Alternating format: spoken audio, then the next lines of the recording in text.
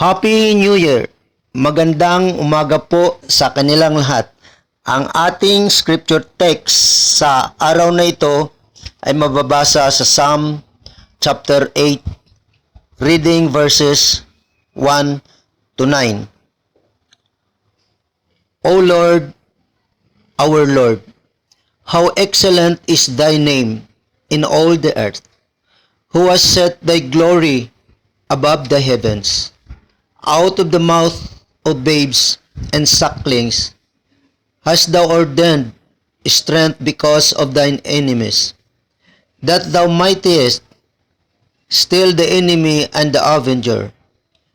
When I consider thy heavens, the work of thy fingers, the moon and the stars, which thou hast ordained, what is man, that thou art mindful of him, and the Son of Man, and thou visitest him?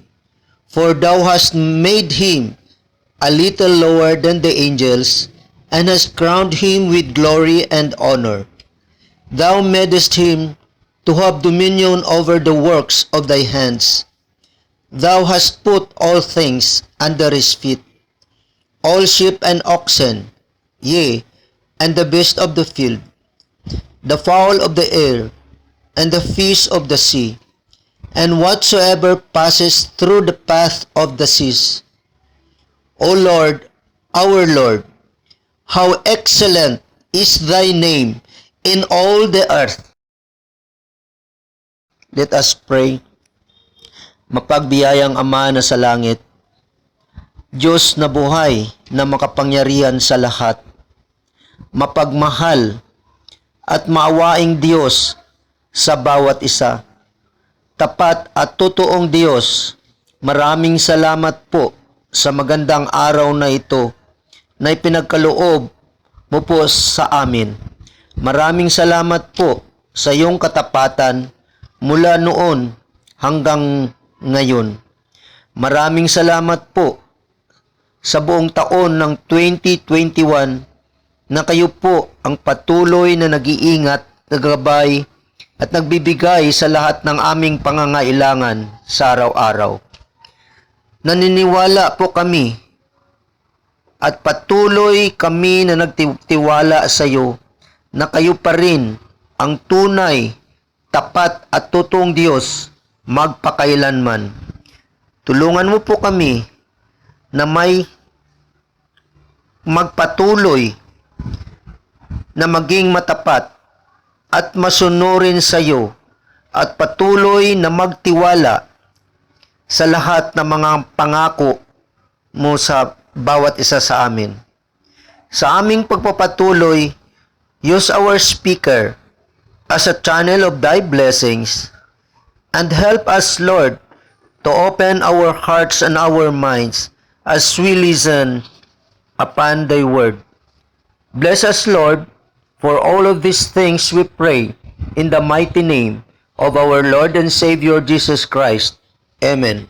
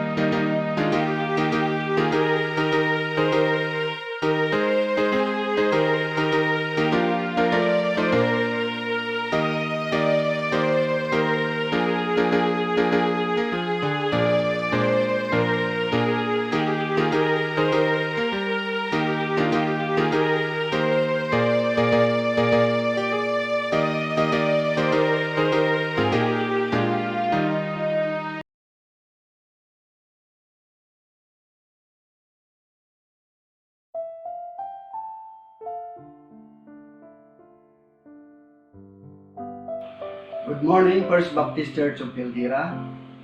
Yes, 2022 na. Happy New Year. At purihin ng Panginoon na patuloy pa rin na dito tayo sa pag-aaral ng salita ng Panginoon at sa umaga nito sa ating Sunday School. In line sa team natin sa 2022, firm on the truth, strong in the faith, abounding in service. Ang team verse natin ay matatagpuan natin sa 1 Corinthians chapter 15 verse 58. At ito naman sa January 10 natin, spring forth righteousness and praise. Ang team verse natin ay matatagpuan natin sa Isaiah 61 verse 11. At yung topic natin sa January nito, yung matatagpuan, ang teksto natin ay matatagpuan natin sa Psalm 51 verses 10 to 13. Renew a right spirit within me. Yun, no? At bago yan, basahin natin ang ano natin, yung verse na natin, teksto natin. Psalm 51 verses 10 to 13. Basahin ko to sundan na lang ninyo yung mga mata. Basahin ko to sa NIV version. Create in me a pure heart, O God, and renew a steadfast spirit within me. Do not cast me from your presence or take your Holy Spirit from me. Restore to me the joy of your salvation, and grant me a willing spirit to sustain me. Then I will teach transgressors your ways, and sinners will turn back to you. Mandali tayong manalangin muna. Gracious God and Heavenly Father, sa umaga nito, maraming salamat sa time and privilege, Lord, na muli makapagtuloy kami ng pag-aaral ng iyong salita sa pamamagitan ng Sunday School. Dalangin namin sa Banal na Espiritu na siyang kumilos, manguna, at magturo sa amin ng katotohanan upang iyong salita mo ay aming maunawaan. Maraming salamat sa umagang ito. In Jesus' name, Amen. Tuloy dito sa Psalm 51, si King David ang writer nito. Parang inaano niya, no? Yung isip natin ay dinadrew siya sa renewal. Ibig sabihin, pag sinasabi natin renewal, muli pagbabago o muli ayusin ito, no? Renew, no? Kaya ngayon sa umaga nito, yan ang pag-aralan natin, no? Kung paano na sa buhay ni naging halimbawa yung buhay ni King David na sa pag-aaral natin sa umaga nito. Title na natin sa umaga na David Prayer of Renewal, no? Dito sa nito, unang punto natin na pag-aralan nito, God's forgiveness makes our record new. No? Yung kapatawaran, pagpapatawad ba ng Panginoon sa atin. Tignan natin, to have the proper understanding of this psalm, we need to know its background. Yung pinaka-background nito, it was written shortly after David has received a visit from the prophet Nathan. No? Dinalaw nasinulat ito ni David ng matapos na dinalaw siya ni Prophet Nathan. But, about a year previous to Nathan's visit, King David has decided not to lead his troops into battle, choosing instead to stay at home in Jerusalem. Na sa ganitong sitwasyon, nagpaiwan si Haring David doon sa palasyo. Hindi siya sumama sa labanan kasama yung kanyang mga sundalo. No? At sa mga sitwasyon na ganyan, he went up into his roof, ano? Doon siya, nagpagala-gala siya doon sa siguro may mga tinatanaw-tanaw siya, nagbulay-bulay siya, kung ano pa may mga bagay. And saw a woman taking a bath. Yan, nakakita siya po eh. And the rest is history. No? Tapos na yan. Nangyari talaga. David committed adultery with Bathsheba. No? got her pregnant, and her husband Uriah was set up and killed in the battle in order to keep his sin from being exposed, and took her to for his wife. No? Tatagpuan natin ito doon sa 2 Samuel sa chapter 11. No? Doon natin mabasa yung mga pangyayaring ito. No? Sa 2 Samuel chapter 11. David went on with his life as though nothing had ever happened. Parang natural lang kay David. Patuloy pa rin yung buhay niya na parang wala lang nangyari. But what happening inside tormented him, and even his conscience accused him, but he ignored it. No? Sa panglabas, nakita natin buhay ni Haring David, parang wala lang nangyari. Ngunit, dito pala sa loob niya, na he was tormented, no? And ng kanyang konsensya, and his conscience accused him. No? At ganitong sitwasyon, he ignored it. No?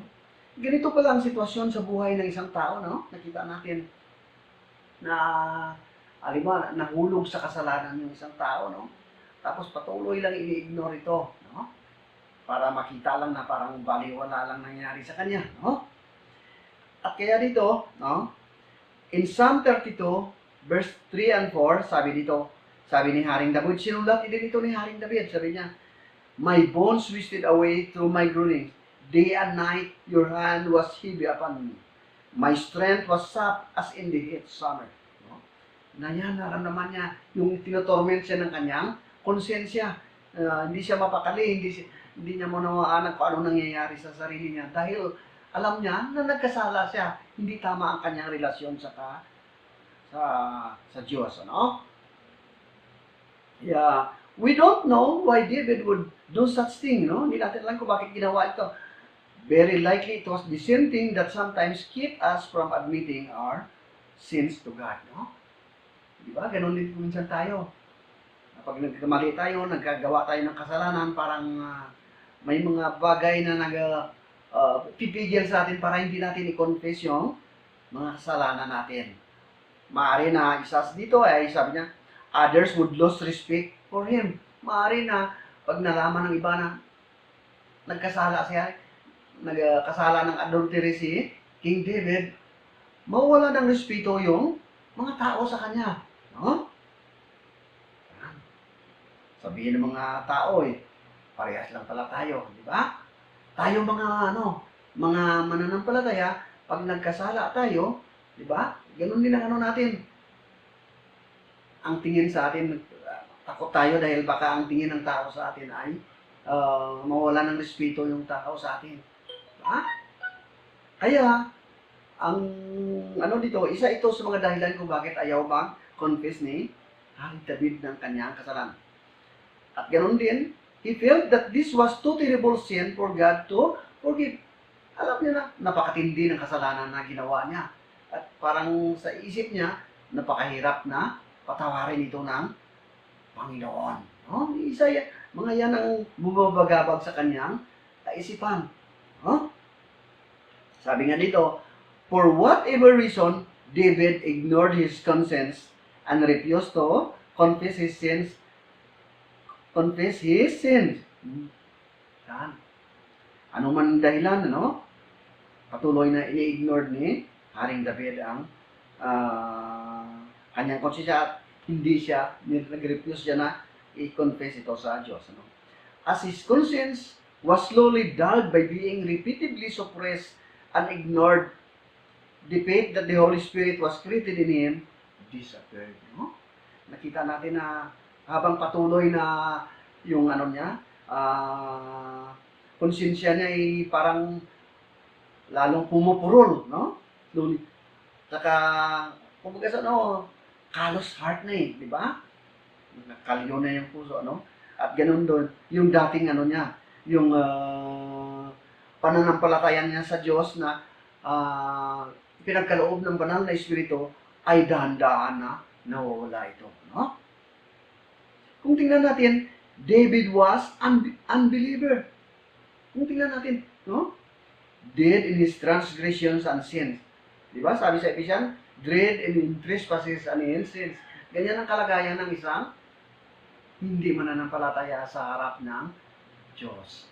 Patay siya, no? Sa kasalanan, no? At sa pagsalangsang niya. Ganyan ang naging sitwasyon ni Haring David. David lived for a year with uneasy feeling, di ba?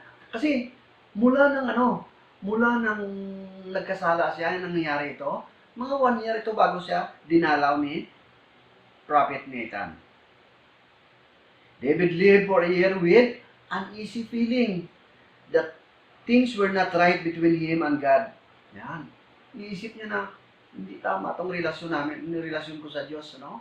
May mga bagay ako na hindi pinagtatapat sa Panginoon at hindi ko kino-confess ito. No? Sabi niya. Ngunit, itong dito, but unwilling to admit his sins. No? Yan kuminsan ng sa buhay natin. Nababagabag tayo, ngunit ayaw natin i-confess yung mga nangyayari, yung mga kasalanan na nangyari sa buhay natin. Kaya dito, no? God sent the prophet Nathan to David to tell him he was wrong. No? Pumunta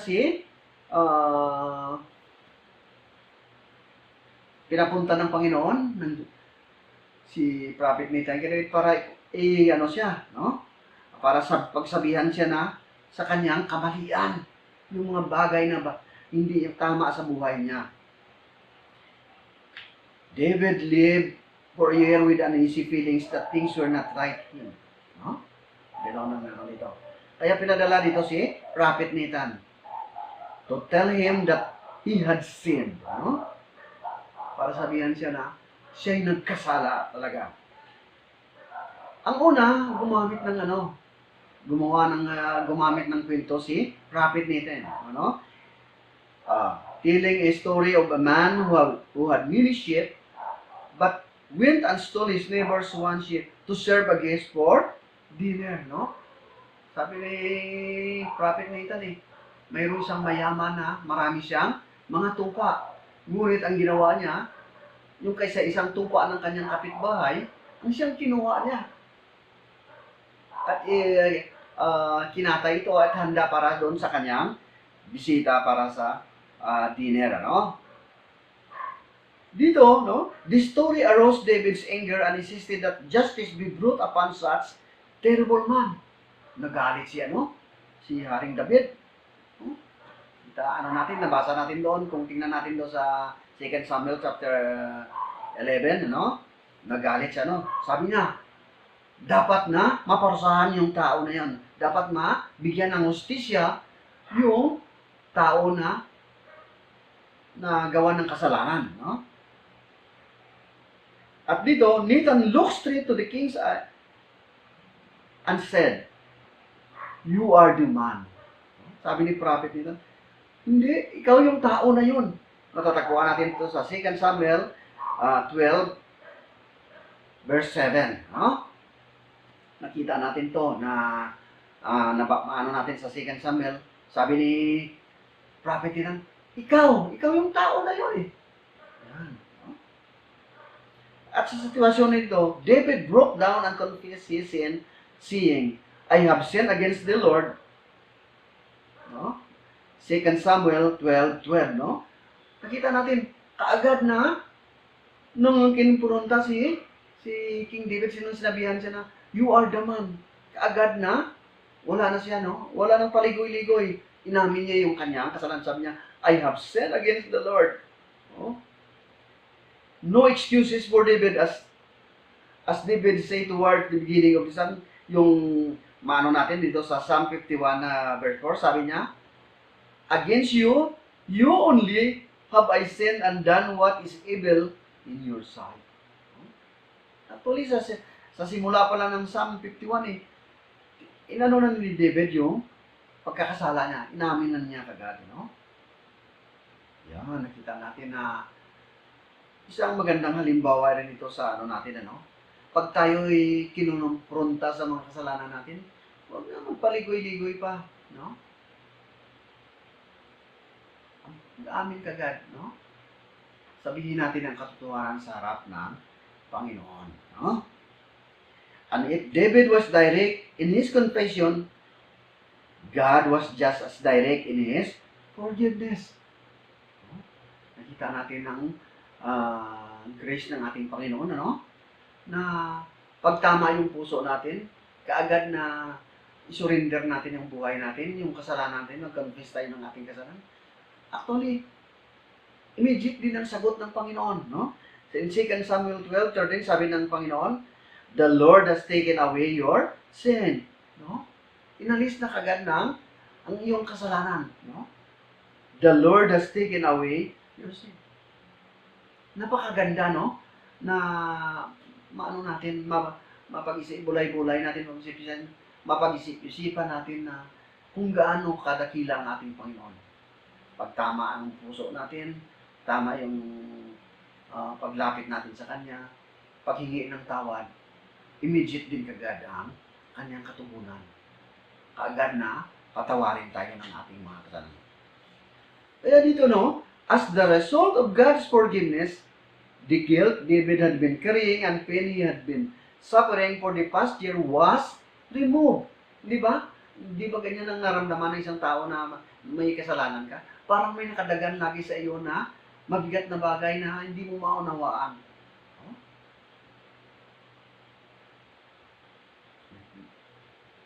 Yung bigat, yung pait, no, ng kanyang naramdaman, yung mga paghihirap niya sa loob ng isang taon, yung kinonfess nito sa Panginoon, at ganoon din, sinabi ng Panginoon na pinatawad siya, parang biglang lumuwag yung kanyang karamdaman.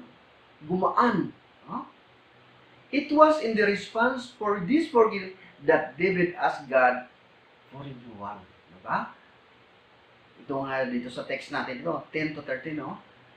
Na ano niya, no?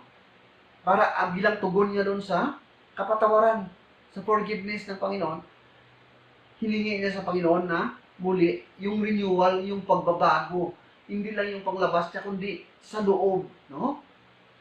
Sabi niya doon sa 10:13, "Create in me a pure heart, O God, and renew a steadfast spirit within me." No? Napakaganda, no?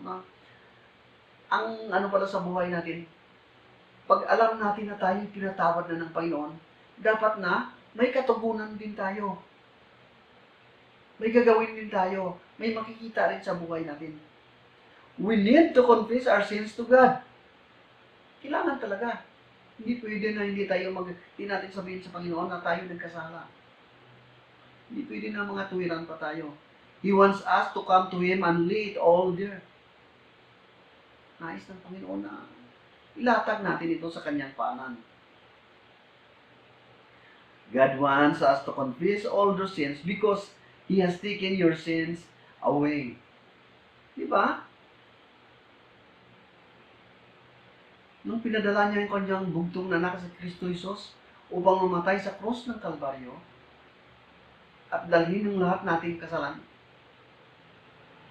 naalis din ang kasalanan natin. Ano? He has done it the same way. He took away the sin of David. Ginawa niya. Diba? Kung paano niya inalis yung kasalanan ni Haring David na mag-confess si Haring David, ganun din tayo. Ngayon kung sino man nakakinig ng mensahe ngayon, dapat alalahanin natin na kaagad na malaman natin na nang pinadala ng Diyos ang kanyang bugtong na anak sa Kristo Jesus para magdusa sa ating mga to pay for that sin, no? Kaagad na papatawarin tayo, di ba? Yung mga kasalanan na nagawa natin, actually, pabalik-balik sa isip natin yan eh. Alam mo naman, dyan ang kalaban natin. No? Ina-accuse lagi tayo, ganyan ka, gumawa ka naman ng kasalanan eh. Araw-araw ina-accuse tayo sa harap ng Diyos, no? Maaari na hindi ito maalis sa ating mga pag-isip. Ngunit sa isip ng Panginoon, wala ito. Maalis ito but it's gone from God's memory, no? In Jeremiah 31:34, sabi niya, I will remember their sins no more. Diba? Hindi ko naalalahanin yung kanilang mga kasalanan. Yan ang pangako ng Panginoon. Oras na nag-surrender tayo ng ating buhay, nag-confess tayo ng ating mga kasalanan, binigay natin ang ating buhay sa Kanya. Sabi niya, I will remember their sins no more. Hindi na niya alalahanin ito. Kaya, as a result of God's forgiveness, the old sin-filled record of our lives is replaced with the sinless record of Jesus' life. Huh? Yung dating buhay natin na puno ng kasalanan ay mapapalitan ito ng buhay, replaced with yung record ng buhay ni Kristo Jesus, with the sinless record of Jesus' life. Huh? God's righteousness is in us through Jesus Christ. We become Jew. Bago na tayong nilalang. Pag na kay Kristo Jesus na tayo. Ang katwiran natin hindi na yung ating katwiran, kundi yung katwiran na ng ni Kristo Jesus ay nasa sa atin na imputed in us. Napakagandang natin na pag pinatawad tayo ng Panginoon, God's forgiveness makes our record new. Huwag na nating balik-balikan yung mga lalahanin, yung mga kasalanan natin na gawa. Oras na sinuko natin ito sa Diyos, kakalimutan ito ng Panginoon. Sabi nga sa Jeremiah 31:34, I will remember their sins no more. No? Kaya bagong nilalang na, no? Pangalawa, God's Holy Spirit makes our hearts new, no? Ang banal na Espiritu ang gumawa para ang ating puso ay maging bago ulit, no? When David realized that his record had been wiped clean, he prayed, no? Sabi niya sa anong prayer ni David doon sa Psalm 51:10, sabi niya, create in me a pure heart, no? O God, and renew a steadfast spirit within me.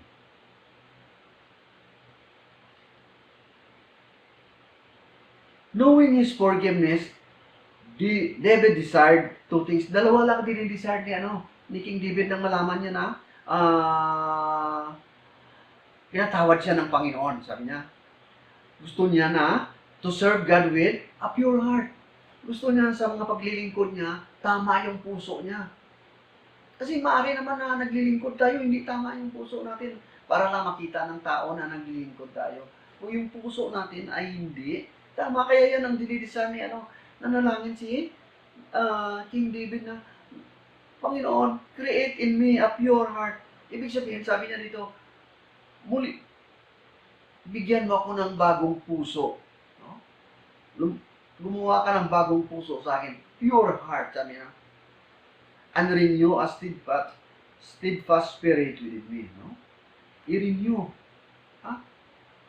Di ba kung minsan sa may mga bagay, tulad sa amin sa mga barko, halimbawa i-repair yung barko, makita yung mga luma na mga bakal na yun sa barko na dapat palitan na, dapat i-renew na. Kaya sabi niya, ang ginagawa ng mga welder dyan, mga fitter namin, trabahuin nila ito, para ma-renew, para maibalik sa dati. No? Yan. To have steadfast spirit that would remain centered upon God's word, no? Pag sinasabi niya, steadfast, firm, no? Talagang firm spirit ito na nakasentro lamang sa salita ng Diyos. Sabi nga natin kanya, nasa atin na yung righteousness ni Jesus Christ. Hindi na yung sarili nating righteousness, kundi ang nasa atin righteousness na impute yung righteousness ni Jesus Christ, Dito sabi ni David knew that it wasn't going to be easy because of the natural impurity of his heart and the inability of his spirit to remain steadfast in the face of temptation. Sabi niya, naisip ni David ito, maski sa atin pa, di ba? Hindi madali ito. Kasi natural ito. Nandyan yung ang puso natin na natural pa yung impurity of our heart. Nandyan pa. Dito pa tayo sa laman eh. Ligtas nga tayo. O ibig sabihin, nabubuhay pa tayo dito. Yung simple nature natin na sa atin pa. Kaya may labanan ito eh. Di ba? Kaya hindi madali ito. And the ability of the Spirit to remain steadfast in the face of temptation. No? Yung matatag ba?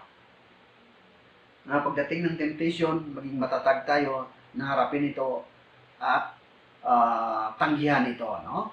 In Psalm 51, verse 5, sabi niya, kasi sabi ni David, sabi niya, surely I was sinful from birth. Sabi niya, mula pa na isinilang ako ay makasalanan na ako eh. Ibig sabihin, di ba, yung kasalanan natin, namana natin ito sa unang magulang natin, si Adam and Eve. Kaya napasa na sa atin to. Di ba? By one man, no? Sin entered the world. Sino to? Si Adam, di ba? Kaya sabi ni David ito, alam ni David ito, sabi niya, surely I was sinful from birth. Sinful from the time my mother's conceived me. Mula pa lang sa sinapupunan ng aking ina, sabi niya, makasalanan ako. Yan. David knew that if he attempted to create a pure heart within himself, that effort was doomed to failure. Diba? Halimbawa, kasi minsan may gusto tayong gawin kung minsan na gusto natin kailangan magbago na ako. Lalo na itong New Year na ito. Diba? Maraming mga tao na may mga New Year's resolution.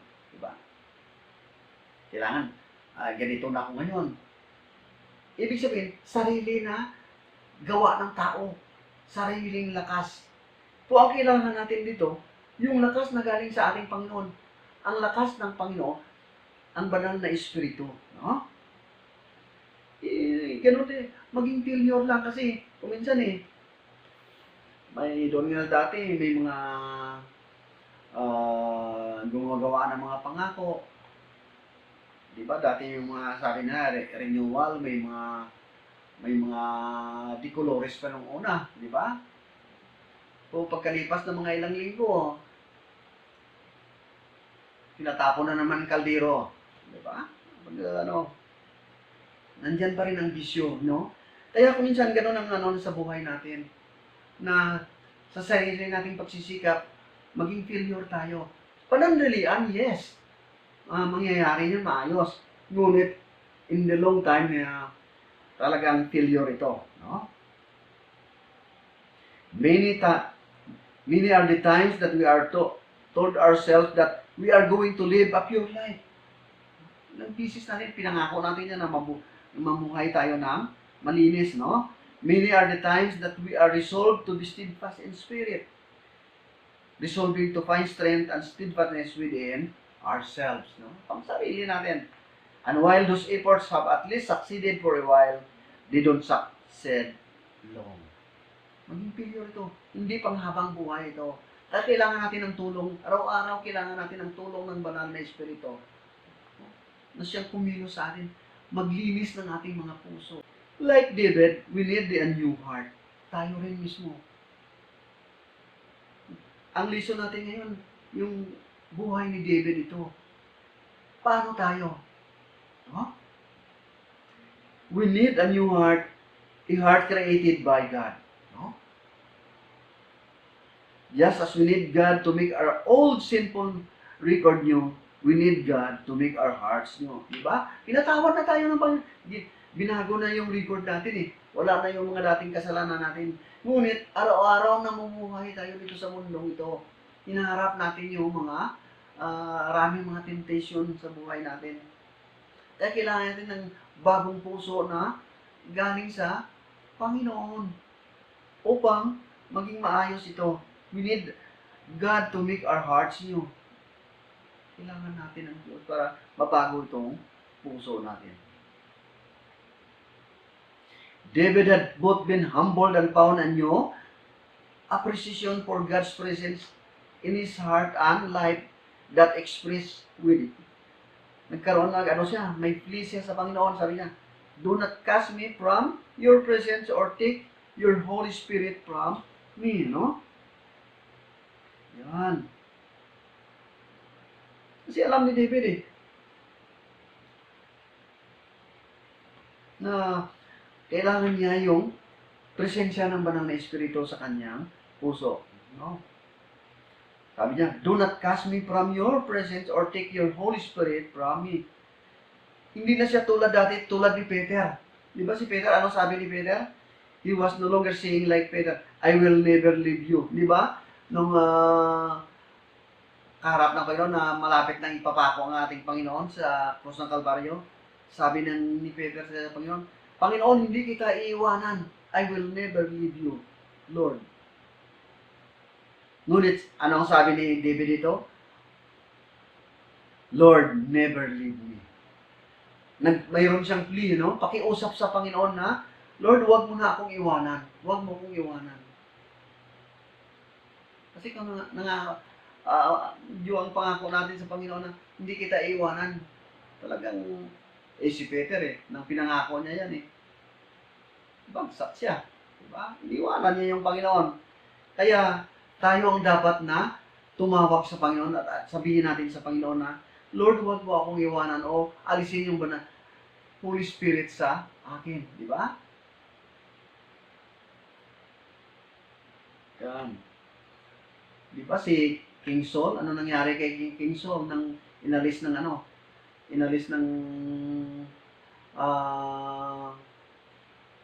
Panginoon yung banal na Espiritu sa kanya? Di ba?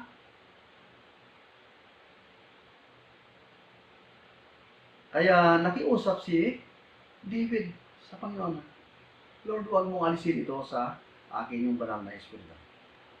During the past year, he had repeatedly turned his back on God, no? Hardening his heart in response to God's given accusation of his conscience, no? God could have chosen him to have his way, di ba? Pwede naman na hayaan na lang siya ng Panginoon na bahala ka na sa buhay mo. Diba? God could have chosen to turn his back and remove his Holy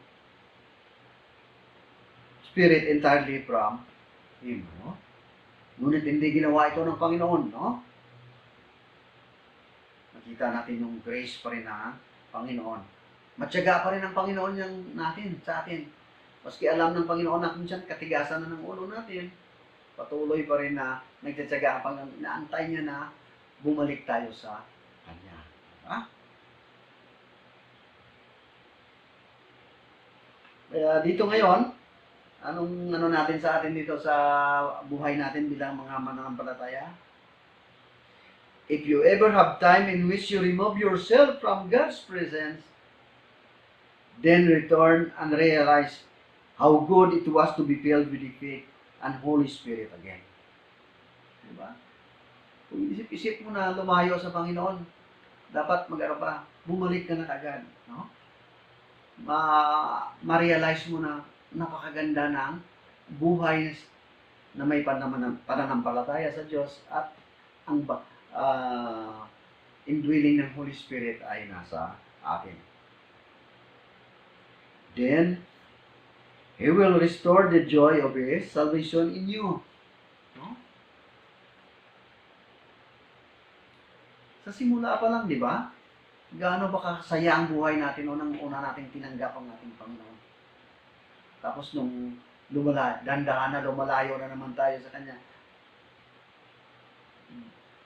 Kung anong mga bagay ang naranasan natin. Huh?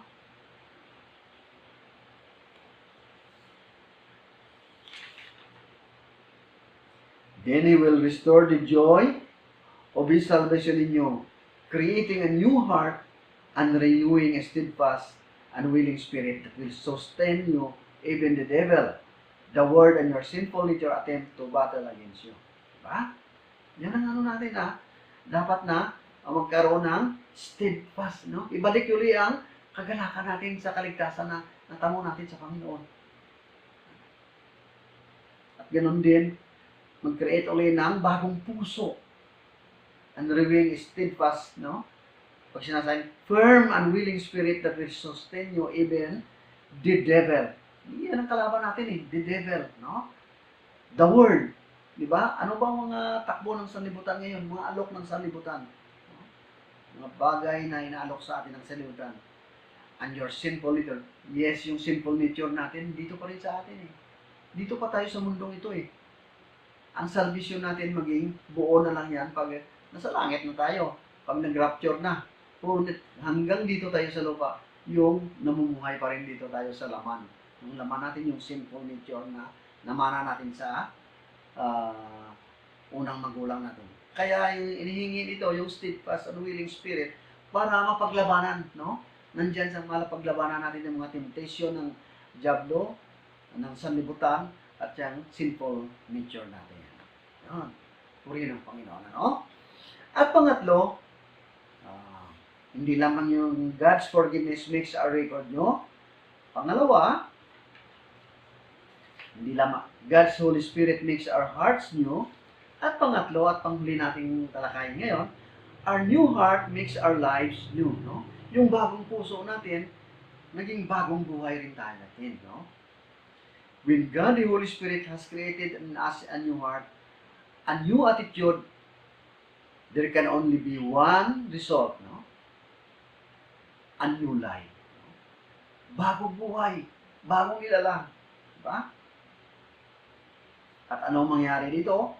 Sabi dito sa Psalm 51:13, then I will teach transgressors your ways. Yes. Maturuan natin, di ba? At paano, no? How could David teach transgressor God's ways, no? Sabi nga doon, by doing good works that is previously in pure heart, lipandan. Diba? Gagawa na ng mga buting gawa na dati hindi ginagawa ng marumi pang mga puso. No? Makikita yung mabuting gawa sa atin. Pangalawa, by avoiding the evil works that is previously in pure heart has done. Iwasan yung mga masamang gawa that is na dating ginagawa ng yung puso, maruming puso natin. No? His new heart was going to be filled with good works. And that was going to be quite evident to others. Dapat nakikita ito. No?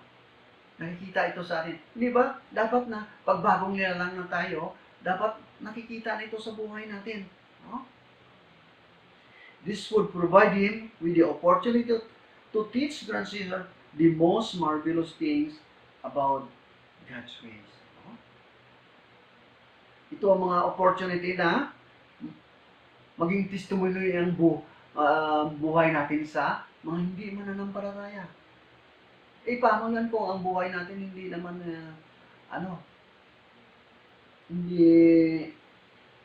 hindi naging testimony sa buhay sa ibang mga hindi mananampalataya. Yan. He could speak from experience about God's salvation of sinners. Masabi na sa iba na, naranasan ko yan eh. Ganito ang buhay ko dati. At hirap na hirap ako. Di ba? Mahirap na malayo sa Diyos. Ano? And when he did that, the Holy Spirit would start making things new again. Di ba?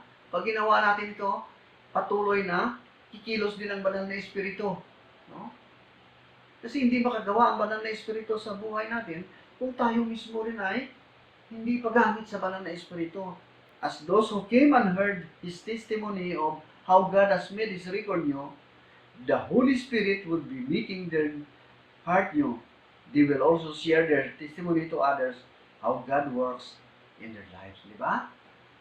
Ma-convert din yung iba. Pag nakita nila na ang buhay natin, yung magandang testimony, ma-convert din sila, at sila pag na-convert, magsishare din sila ng salita ng Panginoon sa iba pang hindi mananampalataya. Di ba napakaganda? Yan ang sinasabi dito. Pag bagong nilalang na tayo, change life, di ba? Nasasabi, ano bang basihan kung bakit na yung tao isang yung pagbabago ng buhay, nakikita sa panglabas, at ganun din, yung laman ng puso, bago na rin. Kaya kung out of the abundance of the heart, the mouth speak. Kung tama yung puso mo, yan din ang lumalabas, di ba? At may mga katanungan ngayon dito sa atin. Do you have a new life?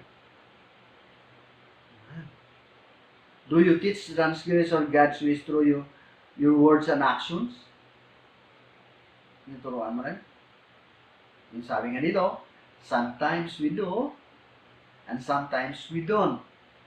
We always struggle to keep our new life in Christ. Tama naman yan eh. Lalong may labanan eh. Kasi may, ang kalaban natin dito, yung jabdo, sanlibutan, at saka sinful nature na natin. We always struggle to keep our new life in Christ. Kaya nga, humingi tayo nun sa, nagpili tayo nun sa Panginoon. Bigyan tayo ng steadfast and willing spirit eh. Firm, matatag, na paglabanan ito mga temptation ito. At anong gawin natin? Pray that God would send His Holy Spirit to us, restore the joy that comes from knowing about our salvation. I-restore din sa atin ito. And at the same time, we know that we are going to face the world. Alam natin na harapin pa rin natin yung sanlibutan nito. The world is full of temptation. And we know that our heart by nature is eager to try every one of them. By nature, gusto nating subukan lahat yan eh. Diba?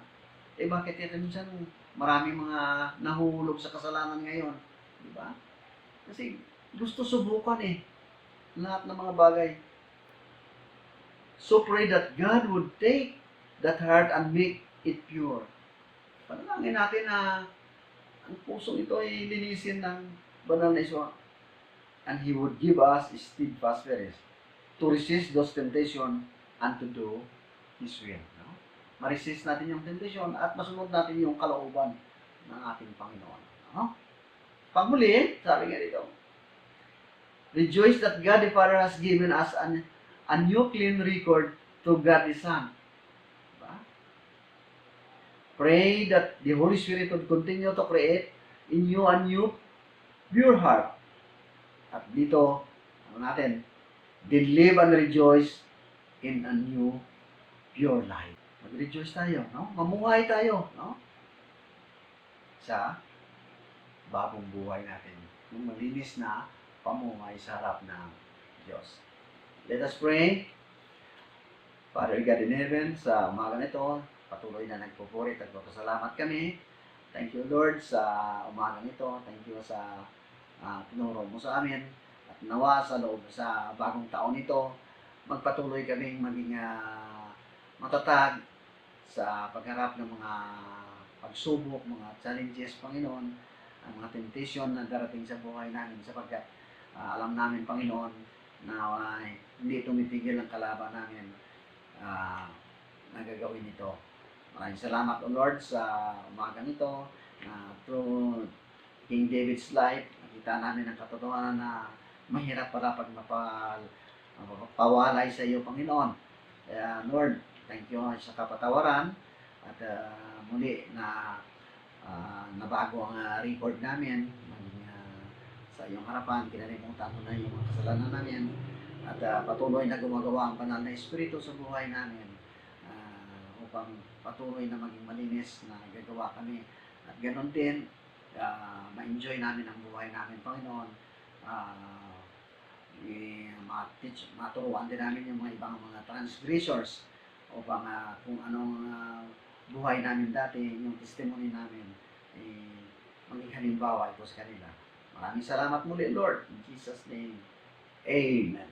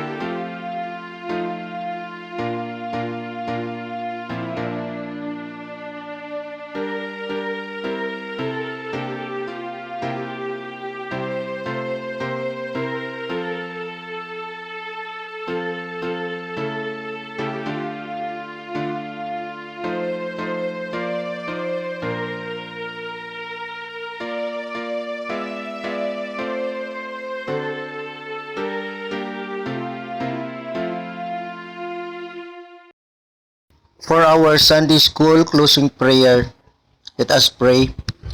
Amang banal na sa langit, Panginoon namin na makapangyarihan sa lahat, maraming salamat po sa iyong banal na salita na aming napag-aralan dito sa Sunday School. Tulungan mo po kami na ito ay maitanim sa aming mga puso't isipan at ito ay aming ipamuhay at maibahagi rin po sa iba pang mga mahal namin sa buhay. Pagpapalain mo po ang bawat isa sapagkat ang lahat ng ito ay aming dinadalangin na may pasasalamat sa tanging pangalan lamang ni Jesus na aming Panginoon at nagmamahal sa amin na walang hanggan. Amen.